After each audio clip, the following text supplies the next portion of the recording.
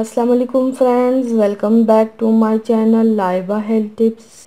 Viewers, आज मैं आप लोगों के साथ काली सियाह गर्दन को चंद मिनटों में गोरा बनाने के लिए एक कुदरती मास्क शेयर करने जा रही हूँ।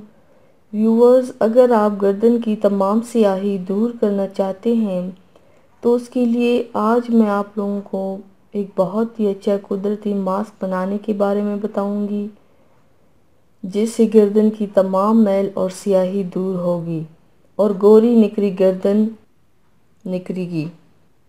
तो चलिए शुरू करते हैं, पर इसके पहले प्लीज़ मेरे चैनल को सब्सक्राइब कर लीजिए और बेल आइकन को दबाइए एवरी लेटेस्ट ब्यूटी अपडेट को सबसे पहले पाने के लिए।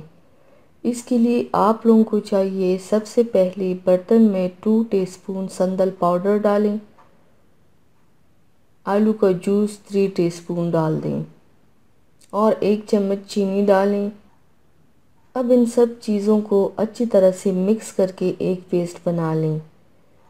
पेस्ट बनाने के बाद इस पेस्ट को लगाने से पहले गर्दन को भाप दें, मतलब स्टीम लें, या गर्दन के गिर्द गर्म तौलिया टॉवल लपेट लें। अब गर्दन पर पेस्ट लगाएं और मसाज करें। 15 मिनट के बाद गर्दन धो लें। इससे आपको बहुत ही अच्छा रिज़ल्ट मिलेगा।